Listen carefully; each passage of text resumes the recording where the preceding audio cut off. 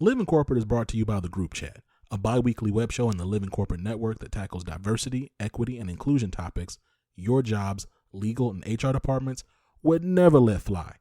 With topics like white supremacy at work, finding out that I'm a Karen, decolonizing DE&I, racial gaslighting at work, and imposter syndrome while black, you may be able to see why, but you may also be able to see why so many folks love it.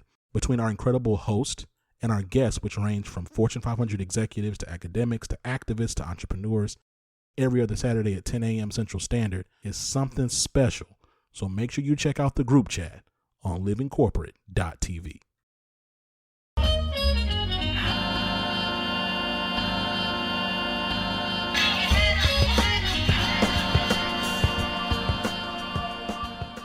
Hey everybody, my name's Tiffany Waddell Tate. I'm here with a couple of good friends, new friends, old friends here on Living Corporate. If you are new to Living Corporate, it is a writing and podcasting platform dedicated to exploring and celebrating underrepresented identities in corporate America. We are early to mid-career consultants who came together based on our shared desire to have frank, real conversations about the ways we exist, survive, and succeed in corporate spaces. As a collective, we represent a broad spectrum of beliefs, cultures, and identities, and we know that our differences have shaped our perspectives and experience in the world of work. We want to engage each other as voices that often go unheard and have our conversations out loud. So know that Living Corporate is for anyone who wants to have these conversations with us and push the needle forward on how we can create and sustain spaces that reflect true inclusiveness. Brandon?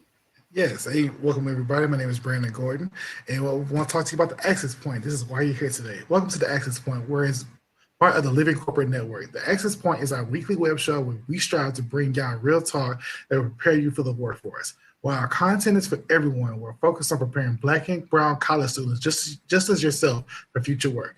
Every week, we'll have an incredible guest to help us discussing the topic at hand. And this week, we have a Dr. Bamishigbin. He's the Associate Professor at California State University, Long Beach, California. Introduce yourself, Doctor. How you doing?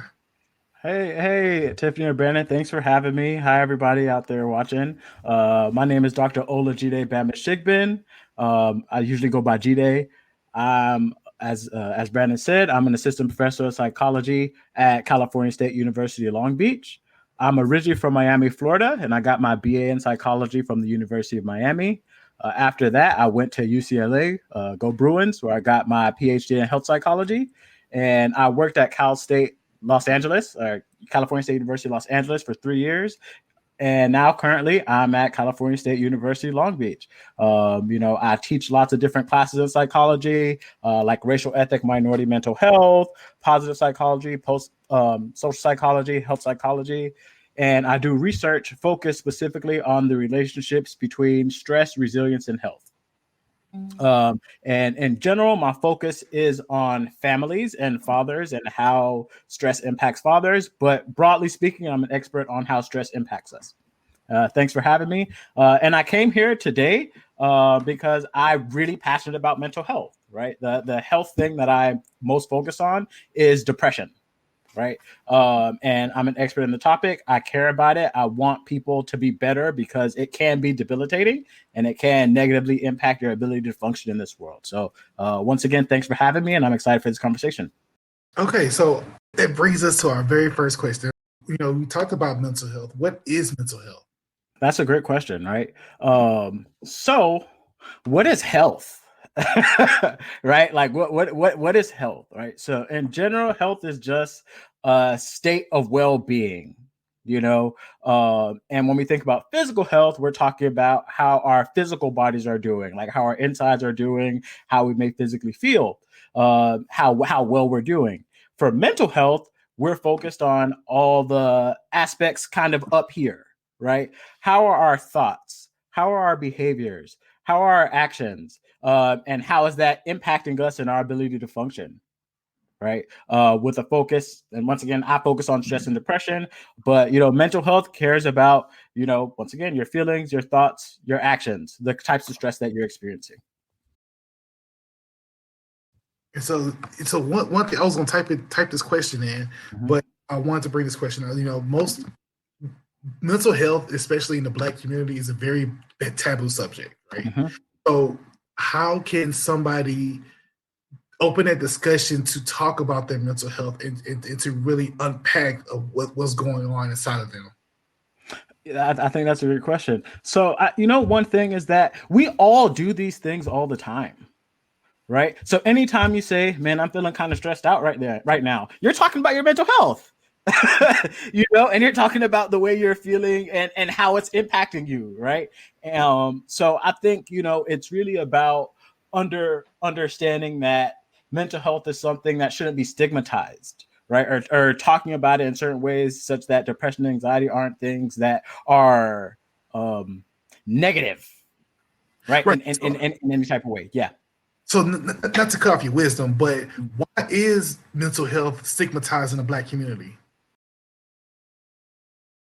That is a really good question. I think part of it is that, historically, mental health, I think, is associated with the field of psychology. And, just honestly, the field of psychology has kind of racist roots, and many therapists and social workers, don't understand what it's like to be a Black or a member of racial ethnic minority community, right? So they're not able to accurately or provide the best care that they can give, right? So a lot of people may have had experiences talking to somebody and it doesn't go well, right?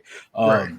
A big factor that, a lot of people talk about is that you can get mental health kind of support from different sources. One source that many Black people get it from is church, right? You go to your pastor, you go to, your religious leader, and they provide some type of, mental health service to you or support for you. So that might be one reason why there's kind of this stigma against it, right? Because, well, I don't need to go to those people, right?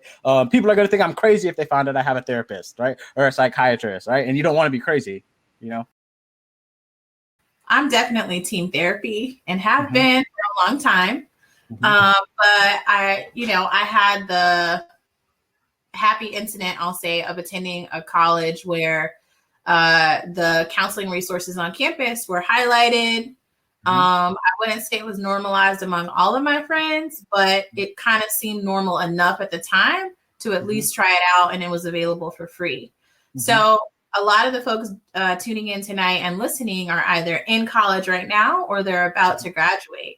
So, or they may have recently graduated. So what steps do you think college students and recent grads need to keep in mind when it comes to prioritizing their mental health and wellness? Like, what does that look like? Is there an action plan you encourage people to start with? Right. So I think when you care about your mental health, right, I think first is you have to understand that your mental health is your responsibility, right? Like your health is on you, right? Things that happen to you are not your fault, but it's your responsibility to figure out how you're going to handle it, how you're going to deal with it, how you're going to move forward. So it's very important that people recognize that. Two, mental health is a part of your health.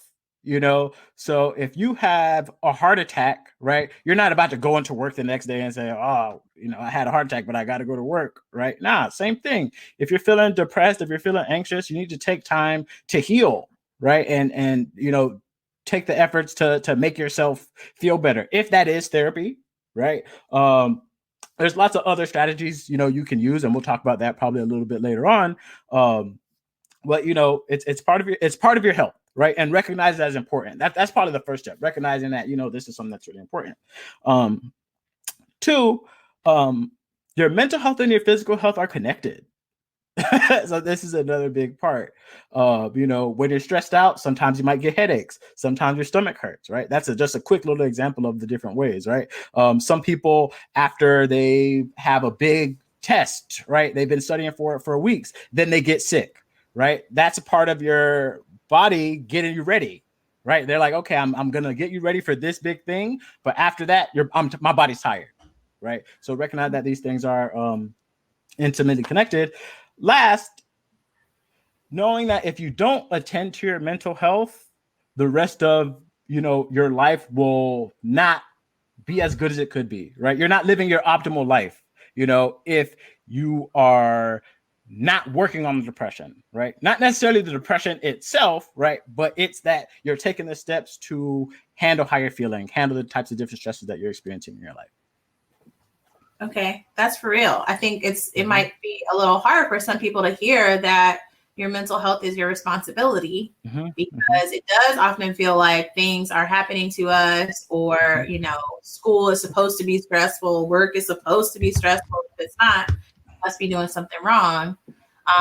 So I would love to hear a little bit more about, like, how do you categorize stress? Is that even a fair question, right? Like, is stress always bad? How do you know you're teetering into too much stress? Like, what does that look like, and how can people start to assess that for themselves?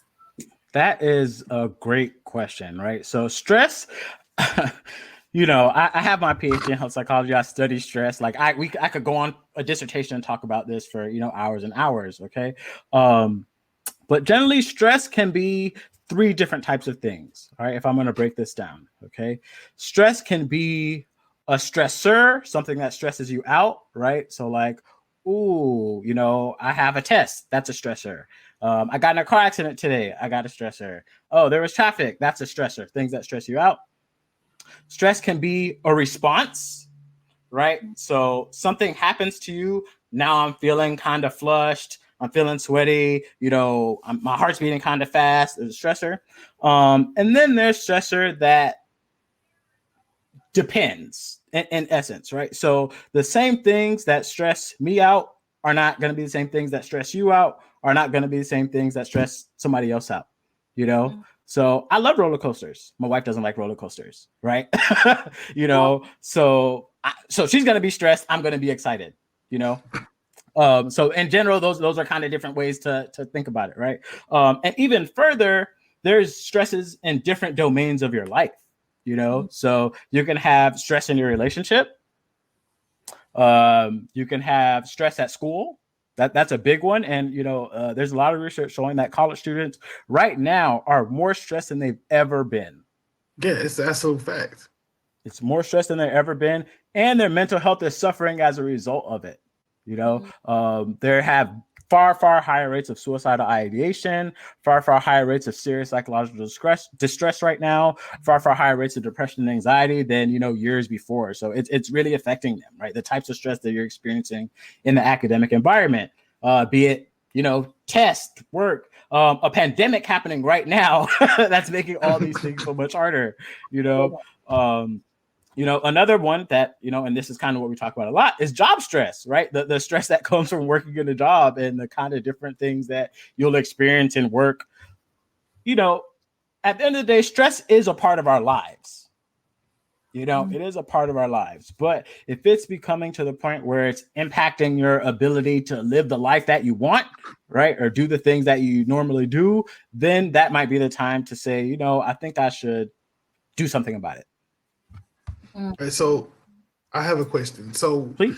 Well, I was having a conversation with my wife earlier about stress and really taking mental breaks, right? So, how often should you take a mental break from life? How often should you just really just turn your brain off and just go on cruise control and just really let stress get out your system and get out your body and get away from stressful situations to make yourself better? You know, I would say that we're probably not doing it enough. Whatever amount that, you know, we're probably doing right now is probably not enough. You know, how much, you know, once again, it depends on everybody, right? And the different levels of stressors that you're experiencing, right? But I would say that it's important. I don't think weekends are enough. I'll say that. You know, you work for 5 days and then you have 2 days a weekend, and I don't think that's enough time to recharge, right? But you know, you should take it when you need it. I think that's really it. Like when you're feeling overwhelmed, you know, like life goes on without you, right? Your workplace will continue without you. School will go on without you, right? You need to make time for yourself, right? Whatever that mental break is. For everybody, it's different, but you got to make that time for yourself. And dealing with mental health and stress, I've noticed there's an uptick in drug usage, especially in our community, not just the Black community, but in our community. So how does drug usage in this chemical dependence and what type of drug you're using, how does that affect you in your mental health and stress level? Oh boy, that is a really good point. So as you said, there's a lot of research showing that during this pandemic, drug and alcohol use has skyrocketed. All across the country, right? And one reason why is that a lot of people view drugs and alcohol as a means of coping with different types of stress, right? But the reality is, it does not make you feel better. Especially long-term drug use, right? It does not make you feel better. In fact, alcohol itself is a depressant. It makes you feel depressed, right? Marijuana use, long-term marijuana use, it'll have you feeling chronically fatigued, right? These other types of drugs, right? They're more than anything, they cause more problems than they're solving, right? Like, I was feeling stressed at work today. I'm going to do this, do this substance, whatever. Sure, in that like little gap of time, you might feel better, right? But work's still going to be there. Right, the next day, the week after, the month after, work's still going to be there. You're going to have those stresses. You have to find a more constructive way to manage it, because the chronic drug use and the chronic alcohol use, will leave you with a dependency, right?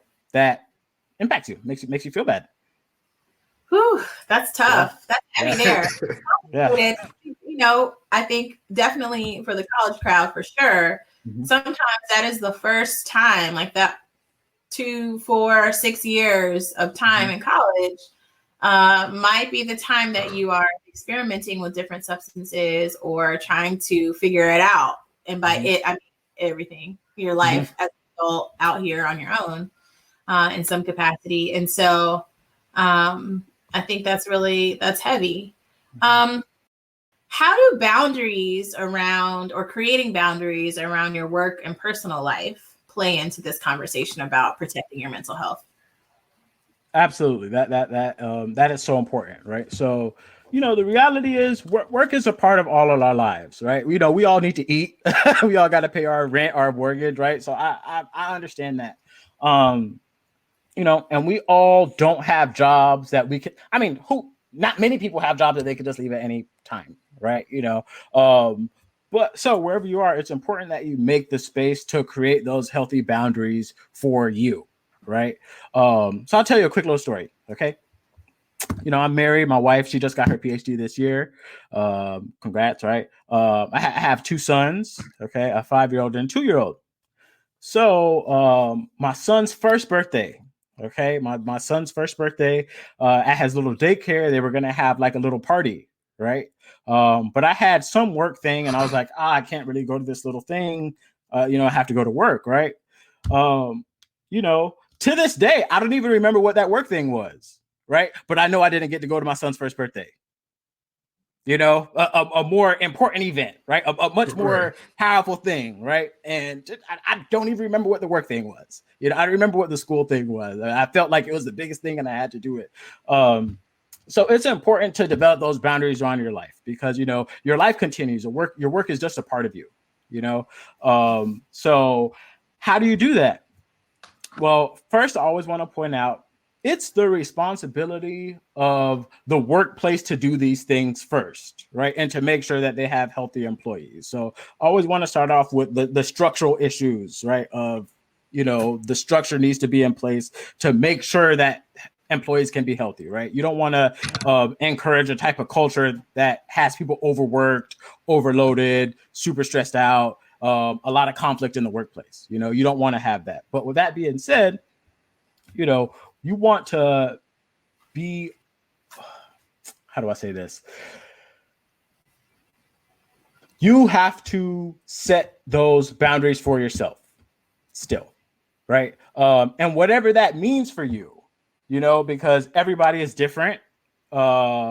Some people really like their work and they want to spend all their weekends working, right? And who am I to tell you, nah, you shouldn't do that, right? Nah, if that's what you want to do, if that brings you joy, great, right? But outside of that, you have to be able to put your phone down, right? Put your email away, and get to it next morning because it'll still be there, right? The world doesn't, revolve around us, right? As much as people try to convince us that it does, right? And thinking about the office space, right? There's the office space and the structure of the office. So making sure that people feel that they have enough hours to work, that they have flexibility in their work, and then that they have the ability to schedule the work in a time that's important for them or good for them. And then the psychological aspect of the work, which is making sure the work fits your pace, making sure that the workplace is managing different conflicts that may occur between people, and making sure that it's a workspace that people can feel positive at, right? That it's a space where there's not like negative moods going on, right? It's a positive space.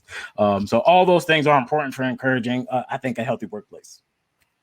Facts. That's good stuff. We had a guest a few weeks ago that really dug into this concept of boundaries.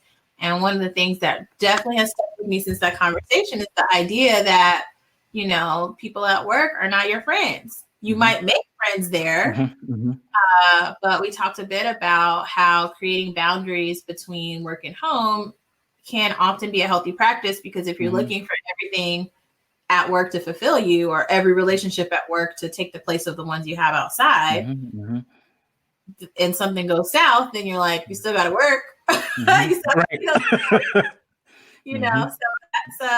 that's good. I love how you kind of broke down, like, first, structurally, the company or the organization really is responsible for creating an environment where people can prioritize their health and wellness. That's huge. And I think that's huge. And I think we are long overdue for a paradigm shift related to this. Absolutely. And there's a lot of research showing, that even workers who feel better do better, right? So so even if you're a boss and you only care about making money and doing fine, right? Hopefully you care about people, but if you only care about making money, the better you treat your people, the more money you'll make. Right? So also that's a reason to do it. Facts. Okay, so go ahead, Brandon. Well, no, go ahead. I didn't want to cut your wisdom. Go ahead. Sorry. How has COVID-19 and the fact that we've definitely talked about it a little bit tonight, but we're in a whole pandemic right now. So in what ways do you think that COVID-19 has affected this conversation around mental health and working professionals? That is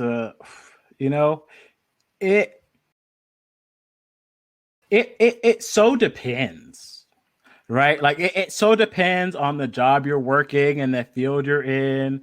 But COVID-19 has changed everything, just generally, right? It's changed everything. There are a lot of workplaces that were in person. They moved to online. They're probably not going to go back to in person, right? Or they'll go back to in person 3 days a week, 2 days a week, right? So it's definitely changed that. The fact of the matter is this is an ongoing pandemic that has killed over 230,000 people, right? And there's no end in sight, and in fact, it's getting worse right now, right? So, we're thinking about that. Like, think about how many people have lost people, right, to this, in this country, right? Think about how many people have lost people, and they only got to see them through Zoom, right? The last time they got to see them was through a FaceTime, right? And then they weren't even able to have an actual funeral. They had to have a Zoom funeral because you're not allowed to get together, right? Depending on where you are, those things impact our health, like seriously, right? Grief. It's something like there aren't even words to really describe what that grief feels like and how it impacts you, but it does, like, deeply, right? And I hope that workplaces are being amenable to understanding that, like, this is really happening, right? I'm a college professor, and I have students all the time, who've told me, oh, I lost my grandfather, I lost my mother, I lost my father, and the only thing I could do is be flexible for them, right? And care about them as people. One big thing is that a lot of people never stop going to work. There are people who never miss a single day of work in the midst of all this, right? And how is that for them, right? Like, they have to go to work, they have to wear masks, they have to wear gloves, they're by themselves.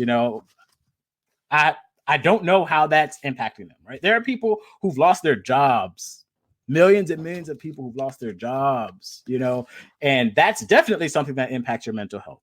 Okay. Because you're not able to provide if you have a family, you're not necessarily able to provide for your family. You know, you're not able to provide for yourself. You're not able to do the things you need to do, right? And especially if your job is something that you kind of wrapped your worth in, right? And now it's gone, right? Like that whew, you know, that impacts us, you know. A big part. Like I said, I'm a father. I have 2 kids. People have kids, and schools are not open. Listen. Right? Yes. Speak on it.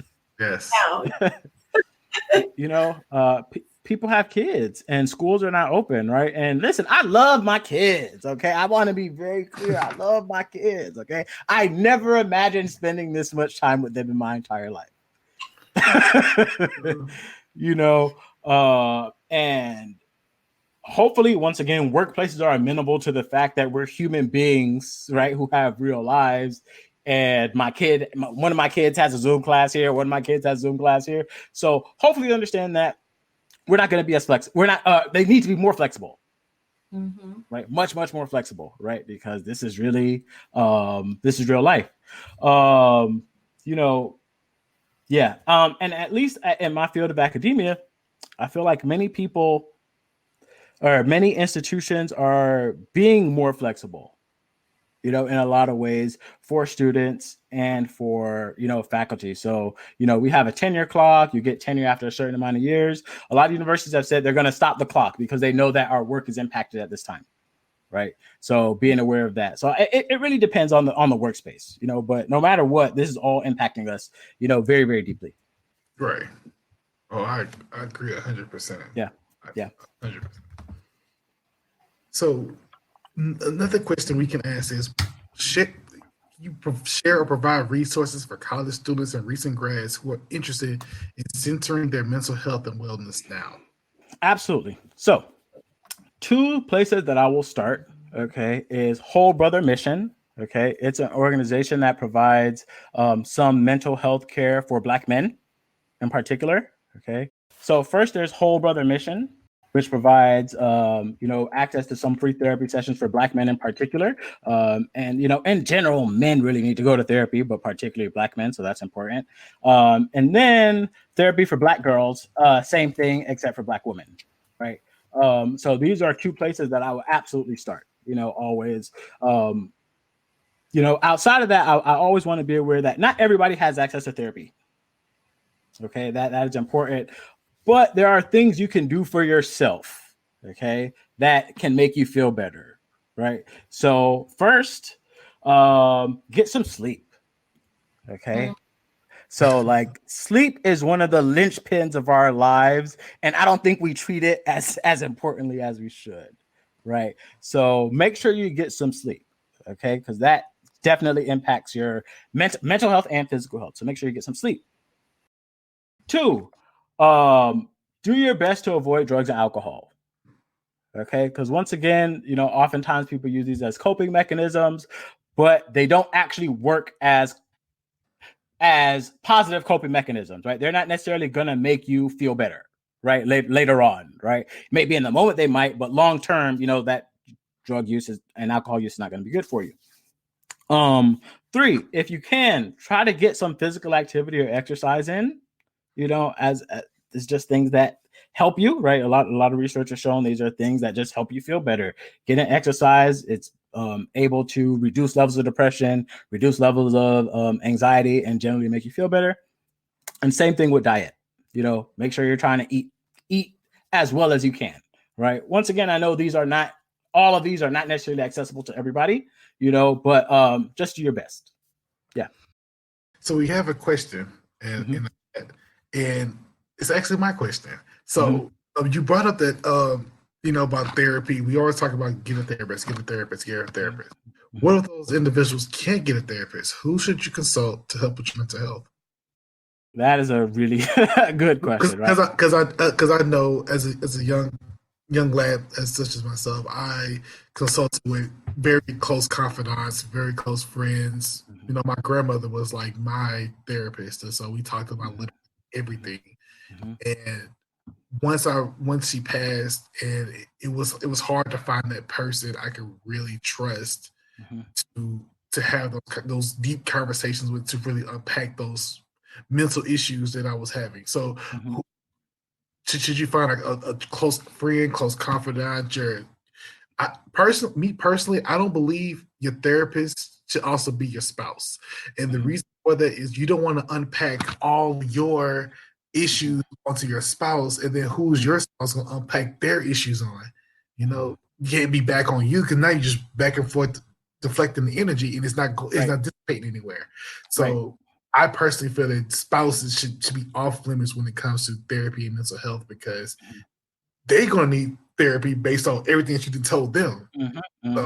So my question is, who should you consult? Who should you trust with this information to help you out? I think once again, for a lot of people, they do use their religious communities, right? You're a pastor, and that can be very helpful. So I don't want to make it sound like that's not necessarily a good thing. Use that if that's available to you, right? Like if you need that, and particularly if your faith is important to you, as is the case for many Black people in the country, right? Do that, right? Talk to a pastor or a priest. I think the point you made about having confidants is so important. Okay, so that's just social support, right? Having support from your friends, your family, people around you, right? Make sure you're able to do that. Make sure you have somebody that you can talk to. That is easier said than done, of course, right? And it takes a level of vulnerability, right, with another person to be able to do that. But something is better than nothing, right? And one thing that's important is lots of times it is important to just have people in your life that you can talk to, just somebody you can call on when you're feeling stressed, when you need them, right? Somebody to talk you down the ledge, right? Like that just can't be understated. Obviously, I like, you made the point of your partner shouldn't be your therapist. The only person who should be your therapist is your therapist, right? Because they've been trained in that, like nobody else should be your doctor, right? Same thing. But it's just social support's important. Social support's important. And for myself, I feel lucky that I have a strong social support, community. I have my family, I have my friends, I have my wife, I have everything that I could use, right? And I still have a therapist. Right, somebody I can talk to help me, when I'm dealing with my own types of issues. Yeah. So I have a question about therapists, right? So does the therapist need a therapist? So therapists need to go to therapists who see therapists. They can't just go to any therapist, right? So there are therapists who specialize in treating therapists, right? Because like I know all the tricks of the trade, right? Like I could kind of play with you in certain ways. I want to be clear, I'm not a therapist, I'm a researcher, right? Right. Okay. So, if I'm a therapist talking to another therapist, I know all the tricks of the trade that they're gonna use, right?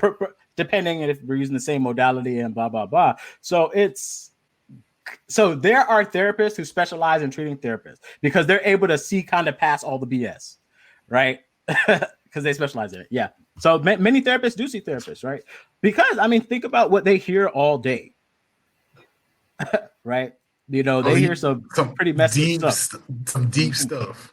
Yeah. So I think that's huge. Talk about coaches need coaches. Every whatever profession you're talking about or experience, those people also still need support, right? Like they're human beings who are having a lived experience. And particularly if you're in human services, you definitely need a strong support network, even when contextually and textbook wise coping mechanisms. You still need support, right? So that's huge. Someone in the chat said your pastor is great, but if they're not trained and certified, then you can find a trained and certified therapist that is of your same faith. Yes, that's very true. Once again, everybody doesn't have access to everything, right? But there are therapists who are Christian-based therapists, right? So if you're a Christian and you want to see somebody who will integrate faith into, your treatment, that is like, that's perfect, right? Because that fits into your life, right? Yeah. And also this is another thing. If you have insurance, depending on your insurance, you may also have access to therapy. Right. So that's something that you may want to check, your insurance plan or your book about to see if you have it. That's important. Definitely critical. I think that's something that, especially for those of us, or not us, I'm not in college, but those of us watching that, it's been a long time since I've been in college, but those of us watching in college, or, have started, maybe 1 or 2 years out, it's really important to unpack and understand your benefits package to know what is available to you through your employer or through the institution where you are. Like, you may have resources on campus or through your EAP program, et cetera, and then to definitely lean into those, because one thing, sorry, this just came into my mind. I always tell people, especially when they're new to finding a therapist, that you want to shop around like you do with other types of doctors. You have to find a fit. Do you have thoughts about that? No, absolutely. So it's so important to find, so therapy is for you to get better. Right. If you're in a space where you feel like, I don't know if this person's working for me or if this is going to, make me feel better, find a new one, if you can. Right. So I live in, Southern California. Right. Like I'm in LA County. So you could throw a rock and there's a therapist. I understand that may be different in different places, but now, even with the pandemic, telehealth is, big. It's huge, right? People meeting their therapist over Zoom. So you're not really limited in that way quite as much anymore. So I think that's important. We have a question from a faithful listener, Ms. Jide. She says, how do we break the stigma for youth, especially Black and brown, to go to therapy or seek counseling? That's a great question. I think it starts with understanding that, once again, mental health is a part of your health, right? So if you have, a severe cancer, right, you're not healthy in the sense of healthy, right? The same thing, if you're in the midst of a severe depressive episode, that's not healthy, right? Even if you're not dealing with a heart attack or, cancer or something like that, that's still, you're still not healthy. So you need to, focus on it, right? I think just understanding that, like, it's not, mental health is not crazy, right? If it's crazy to go to a therapist, it's crazy to go to the doctor when you break your leg, right? It's the same thing, it's crazy. It's crazy to do so, and you don't want to do that, right? But I think it starts with, teaching our kids about what they have access to and the roles of these jobs, right? So I think a lot of people don't even hear what a therapist is, right? Like, if you ask the average middle schooler what's a therapist, I don't know if they would even know what that is, right? So making it something that's talked about, integrating mental health into curriculum starting at a young age, right? So parents know, right? So kids know and parents know, this is a thing. It's for them, right? It's for their wellness and their well-being. Understandable. Okay. We have a question from Peyton, another long-time listener. How can one prepare themselves mentally for the corporate world? Did any of you have any hard experiences at first transitioning? And I can answer that question. I actually did not. My transition from the corporate world to from college to the corporate world, it was very easy for me. The only issue I really had was just dealing with the people, because now I'm dealing with a whole new demographic. I came from HBCU, so I was around Black and brown people my whole college experience. So going into the transition into the corporate world, I was already around like-minded people who was ready to work and ready to get inside the workforce. So that wasn't an issue. The issue was just dealing with other types of people. And once I really understood how those people act and carry themselves in the workforce, it was just blending in, laugh at jokes and govern yourself accordingly so you won't lose your first job. So my transition was very easy. How about yours?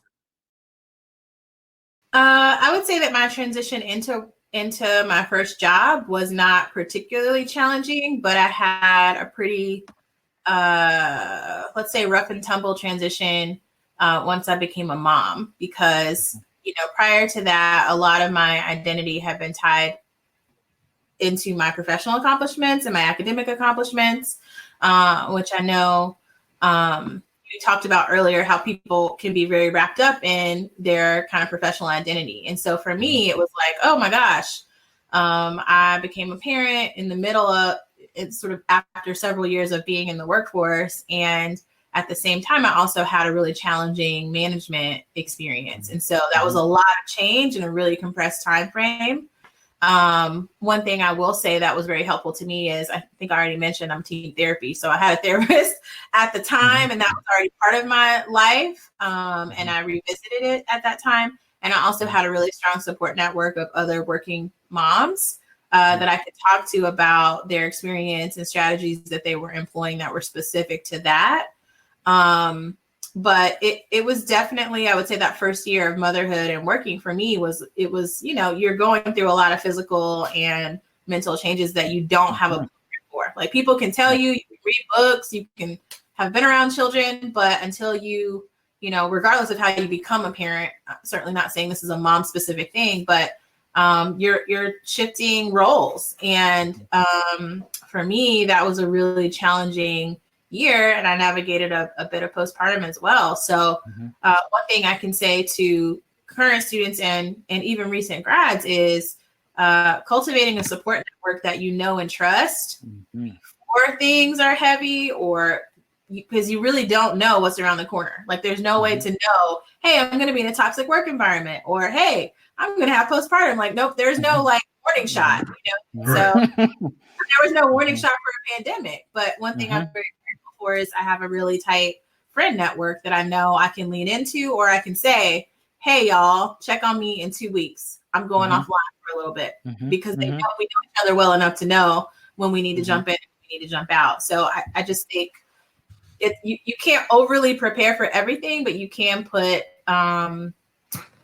support structures in place for yourself, and consider that, like we've talked about, an investment in your health, just like going to the gym, or, going to the grocery store and getting some vegetables. Maybe you don't eat vegetables all the time, but you know that you need vegetables sometime, and it has to be part of your diet. I think that, mental health and wellness, and it evolves over time too, because the things that I do now are very different than when I was in my early 20s. The things I need now are very different than when I was in my early 20s. And that's okay too. And like, knowing what that means and kind of evolving with it. Great. Thanks for sharing. Yeah. Oh, yes. Someone said, your ultimate stressor is fear. Fear of admitting you need help makes seeking help worse. It's very real. Yes. It's a spiral effect. You just keep going. Yeah. Thanks for sharing that. That's very real. That's very real. That's the first step. You know what I'm saying? Like, realizing, you know what? Maybe I do need help, right? Maybe I do need to do this. That's the first step, and it can be a long, hard road. But if you can like admit that to yourself, boy, yeah. That's tough. Yeah. I can just say for myself, therapy has just opened my life. Like it's just opened my life in ways that I didn't think were possible. Dealing with, different problems, growing up. It was nice to have somebody to talk to, and still have somebody to talk to, and it's just made my life better. Yeah. And Lewis has says the 12 steppers say the first step is the hardest, which is absolutely true. So that's with anything. It's that fear of the unknown, the fear of doing different, and the fear of change. And once you really get over those things, the world is your oyster. You can do whatever you want. Absolutely. I will say, so the last question was about transitioning to the workforce. Yes.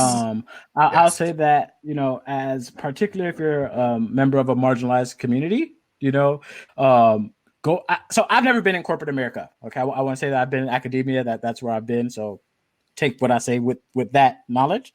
Just know that things that you experience in the workplace, every people, different people experience, different problems, but like, if don't question yourself, right? Know that like experiences of racism, discrimination, sexism, there's documented evidence that these things happen to marginalized communities at work, right? And a big part of what these, racism does, right, is you go, wait, is it me? Right? Am I tripping? Am I crazy? Right? Just know that it's not you. Right? And always keep in mind, no. I'm not crazy. I'm qualified. I'm here. I work hard. Right? It's the other people. Yeah. That's huge. Mm-hmm. Yes. Thank you. We greatly appreciate the conversations. We could talk all day about mental health. Mm-hmm. We thank you, Doctor, for coming here and really sharing your knowledge. And we invite you back. If you want to come back to the Access Point and do a part 2 of the mental health topic, please come back. We I'll can be back next week. Next week? No, we'll get you in the schedule. We can Sure. talk. Have a second part. If you think of anything else, please email us and let us know. Tiffany, where can people find you at to contact you? People can find me on Twitter at Tiffany I. Waddell. I'm also on the Instagram over at Career Maven Consulting. So happy to connect there and talk it up and talk about transitioning to the workforce for anybody who's on. Great. Doctor, where can they find you at? I'm on Twitter also. You can find me on Twitter at Jide Bam. I'll type it in so you can find it. Yeah, and I have a lot of fun on Twitter. So. I do too. I do. I'm talking about everything from Beyonce to politics. Anything. Anything. Yeah. So you can find me on Twitter as well at Ghostface Sigma. And you pull up. Yes, sir. Yes, sir. And you can follow us on Living Corporate and LivingCorp_pod. I'll put that in the chat as well for everyone to see. Great. Awesome. Is there any one last word you want to tell the folks about protecting their mental health before we sign off? I just want to reiterate that, attending to your mental health and attending to these things can really, really improve your life, right? In ways that you'll be like, why didn't I do? You know how you put something off for a really long time and then you finally do it and it takes 5 minutes and you're like, I could have done this weeks ago, right? And I spent all this time, having it in the back of my mind, stressed out about it, right? This is I think the same thing with mental health, right? If you're feeling overwhelmed, feeling whatever, go on and do your best to get help, right? Because you'll realize it can actually make you better and just improve your whole life. Facts. All right. Thank you. We have so appreciated you sharing your time with us tonight. Thank you all for having me. Yes. Everyone else tuning in or watching the recording later, Access Point, and we thank y'all for tuning in. Good night. See you guys next week.